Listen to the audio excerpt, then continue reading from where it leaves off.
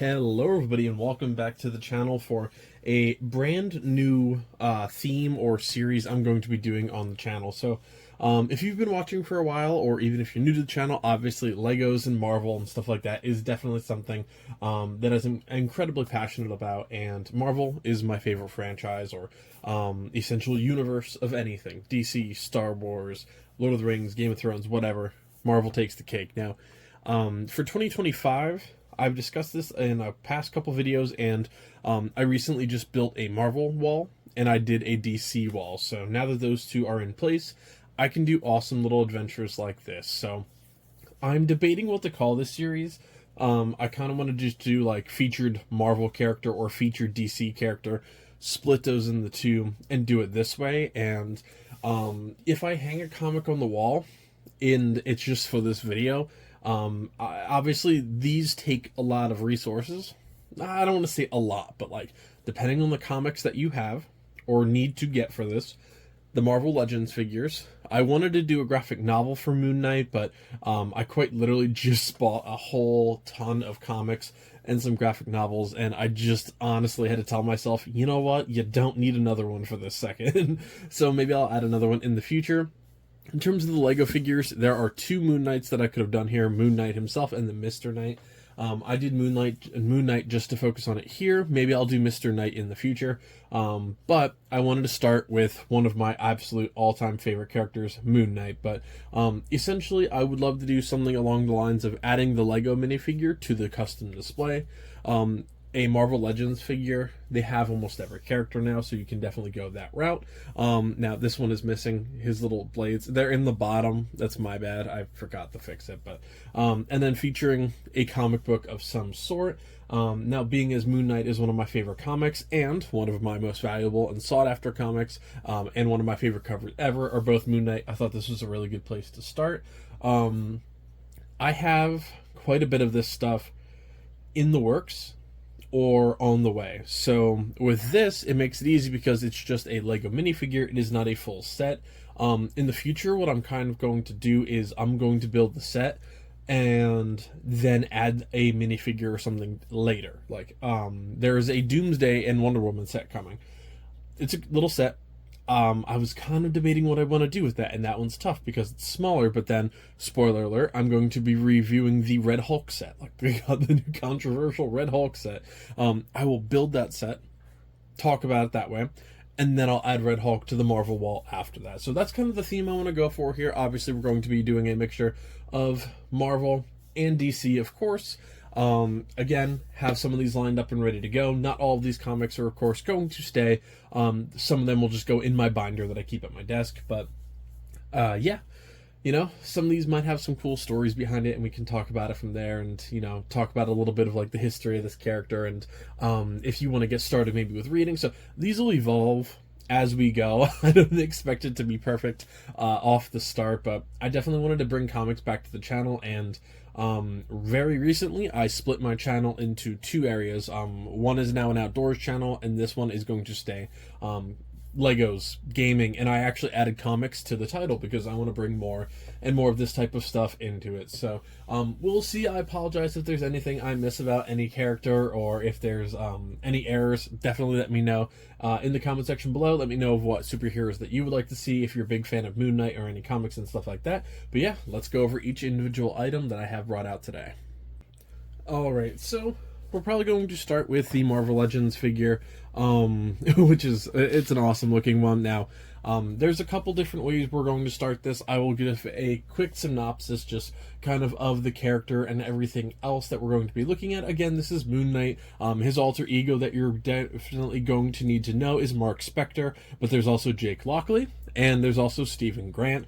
If you're looking to get just a quick look into this character, it's not a great show by any means, but you can at least learn some of like the background and some of the side characters and stuff like that.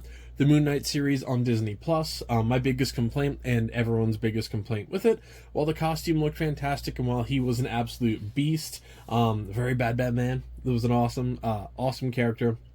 Oscar Isaac played it fantastic. Khonshu and everybody else that was in it looked pretty good. A lot of CGI, but it happens with Disney and Marvel nowadays. The biggest complaint, fight scenes. kind of like the original Godzilla. Great premise, good style, only in the movie for 8 minutes. That's kind of the problem with Moon Knight, but definitely is a fun series. Hopefully season 2 will come out eventually. That is a good place for you guys to start. There are plenty of graphic novels and stuff available as well. If you're looking for the quick history, this guy has been around the block for quite a bit of time.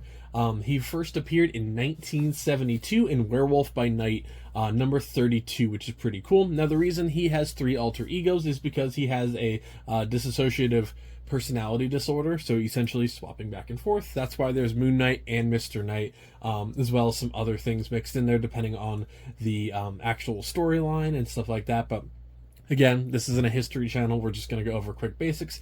He is essentially the Fist of Khonshu. Khonshu is the Egyptian god of the moon, or one of the Egyptian gods of the moon, and this is basically his specter. So Moon Knight deals justice in his name, battling different creatures. And in terms of power level, Moon Knight's often compared to Batman, which is a terrible comparison for most people.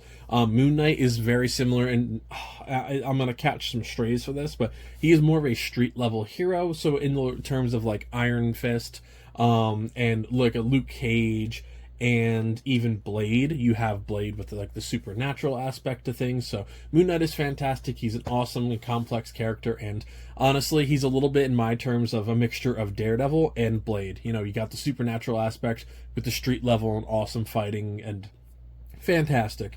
Awesome character. Definitely take a look. Werewolf by Night obviously is a very expensive series, but Moon Knight does not get a lot of credit, so a lot of his things are still relatively affordable. The Moon Knight figure is definitely really, really nice. I'll be keeping him in the box for this one. He's been taken out previously, hence the reason those have fallen in the bottom. But if you're looking for an also Moon Knight figure, this is definitely pretty solid. I also have the pop figure somewhere in my storage unit, but definitely very, very awesome in terms of the figure.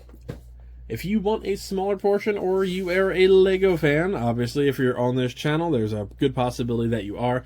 The Lego minifigures Marvel Studios CMF Series 2 gave us this Moon Knight figure and Mr. Knight. This is one of the best minifigures I think they've ever made. He looks fantastic with all of the absolutely perfect detailing, great cape, weaponry, the absolute awesome torso print, leg print, side leg print, just everything to do with this minifigure is awesome. In terms of comic books, we have obviously 2 set up for you guys here today for 2 very different reasons. Now, this one right here is from 2021. This is a variant comic. So essentially, especially with a lot of newer comics, you know, everybody's got to have a cover art these days, and what a lot of companies do is they have variant editions. Now, some variants can be worth a lot more than the original, some of them can be worth a lot less. It depends. If I'm collecting variants, it's mainly just because I love the cover art. And while this is much newer than the average comic that I would ever frame, this one's not even very valuable. You can pick this up relatively affordably, given that it's only 4 years old, not even at the time of saying this, just because 2025 is obviously pretty new. But this Moon Knight cover is fantastic. It offers that black and dark gray shading. You know, have the blood in his claws and the actual logo on the, or his symbol on his chest. It's just one of the greatest, like, comic book covers that I've ever seen. Easily one of my favorites, and that is the reason I have this. This isn't really a key comic for any reason. Like, you don't see this one as high on everybody's list, other than the fact that it is an awesome piece of art and definitely really nice for display. So I like to have an important comic and like a really good cover art as well. Now, probably the comic I got luckiest on so far in my collecting career, Marvel Spotlight. So Marvel Spotlight, older series, featured these characters by themselves. This right here from 1976 is easily one of my like grail comics. This, in decent condition, like this one pretty much is, goes for well into the hundreds, without being a CGC grade even, so definitely really solid. When Moon Knight first came out, we lived next to, or a couple blocks down from, a really solid comic book shop. And I was just going through, picking out a couple issues that just happened to be there, like older ones, not even necessarily valuable ones. I just, you know, like a good comic book here and there. I like collecting something different. I think I got Rise of the Midnight Suns with Ghost Rider and just a couple others. And then, all the way on the top of the shelf, I found this. And I said, wait, I know that cover. Like that's pretty rare. And this was literally the month before, like month after Moon Knight came out. So obviously all the Moon Knight stuff was going up, just like Daredevil's did. And I saw it was $35. And I said, no way. So I brought it up to the counter and I handed it to the guy. He goes, dude, where did you find this? I said it was shoved all the way in the back on top of a shelf. And he goes, somebody was probably going through them all, or they tried to steal it, slipped it up there, and forgot about it, never came back for it. He goes, this was not $35 at any point after Moon Knight. However, with his policy, that's what the price tag was, and, I was a customer there many times, so they obviously knew I wasn't trying anything, and $35 for pretty much perfect condition.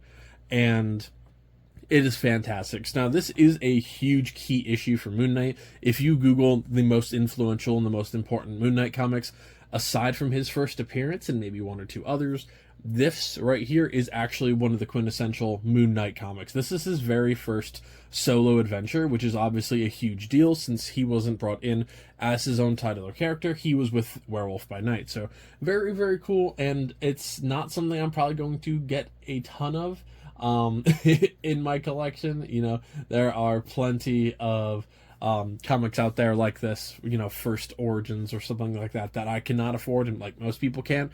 This one is at least relatively attainable, especially when you find an awesome deal at a local comic book store for that price. Like, I couldn't ask anything better in terms of a price point for that. So this is easily, if somebody asks me what are my most valuable and what are my favorite comics that I own, this and the first appearance of Carnage are usually 1 and 2. Then I have an autographed King of Black by Donny Cates. That's right up there with it. But fantastic. If you're looking for a piece of Moon Knight history right here, very much, I cannot recommend it enough.